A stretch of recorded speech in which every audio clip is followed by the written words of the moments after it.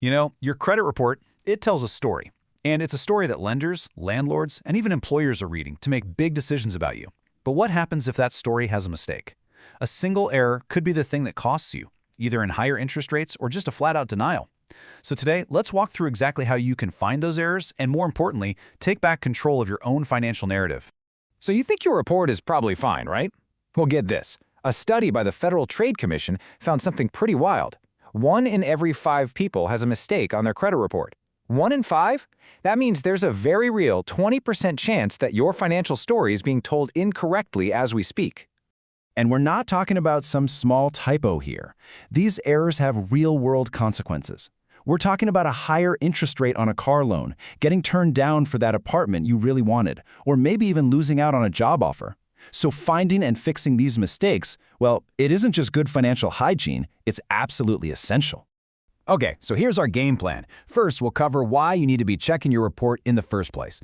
Then we'll get into how to actually find the errors. After that is the main event, the step-by-step on how to dispute them. We'll also cover what happens after you file, and, this is a big one, what to do if your dispute gets denied. Ready? Let's jump in. All right, Section 1. Why even go through the trouble of checking your report? Well, it's pretty simple. You can't fix a problem you don't even know you have. And the good news is, the law gives you the power to pop the hood and look at your own finances completely free of charge. That's right. Under a law called the Fair Credit Reporting Act, or FCRA, you are legally entitled to get a free report from each of the 3 major credit bureaus. This isn't some special promotion. It is your right as a consumer. And using that right is the first crucial step in this whole process. Now listen up, because this is important. The only official government-approved site for this is annualcreditreport.com. Any other site is probably trying to sell you something. On that site, you can get your reports from the big 3, Equifax, Experian, and TransUnion. And here's a little pro tip for you. Instead of pulling all 3 at once, you can stagger them. Pull one every 4 months, and you've got yourself a free credit monitoring service for the entire year. Okay, so you've got your reports in hand. Now it's time to put on your detective hat.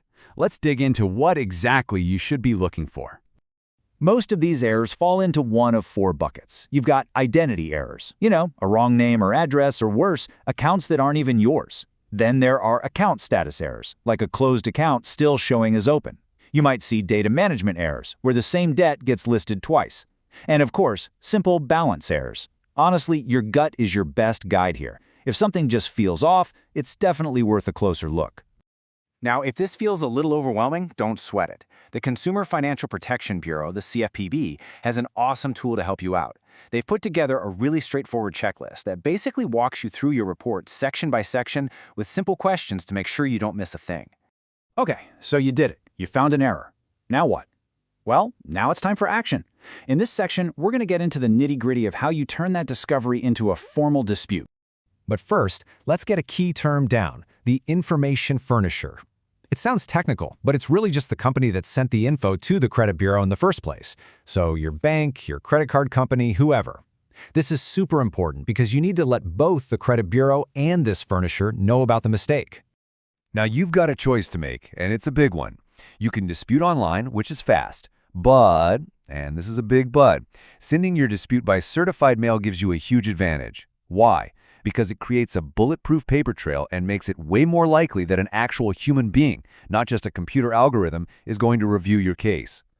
And hey, don't just take my word for it. Legal experts all agree on this. Sending that certified letter elevates your dispute. It's no longer just another click in their system. It's a formal, documented request that demands real human attention.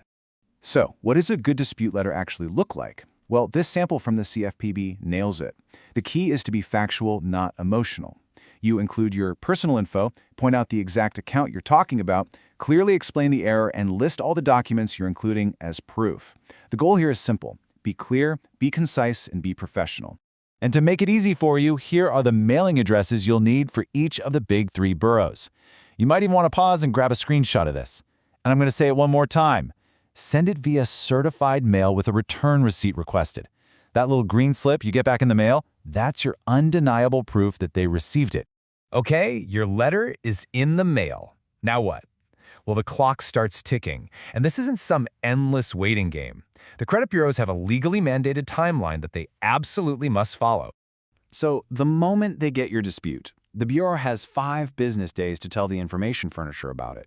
From there, they generally have 30 days to wrap up their investigation. All told, you should get a letter in the mail with their decision in about 35 to 40 days. And if they made a change, they have to send you a free updated credit report.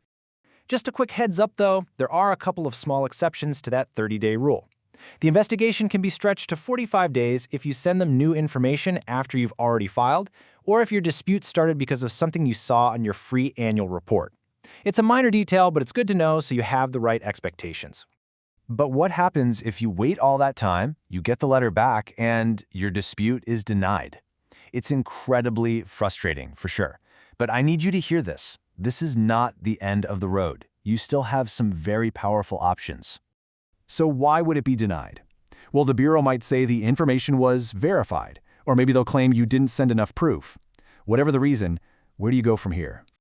You have a very clear path you can follow. First, you can file a second dispute, especially if you have any new evidence to add. Second, you can go around the credit bureau and contact the information furnisher directly. Third, you have the right to add a 100-word statement to your credit file explaining your side of the story to anyone who pulls your report. And finally, you can escalate the whole thing by filing a formal complaint with the CFPB. And if all of that still doesn't work, remember that the law is on your side. That Fair Credit Reporting Act we talked about, it protects your right to have an accurate report. If a bureau is just refusing to fix a clear, documented error, talking to an attorney who specializes in this stuff is a really powerful final step. Think about it. Every loan, every payment, every account. It's all writing your financial story, day by day. It's a story that people will be reading for years to come. So the only real question left is, are you going to make sure that story is being told accurately? Because it's your story, and it's your narrative to control.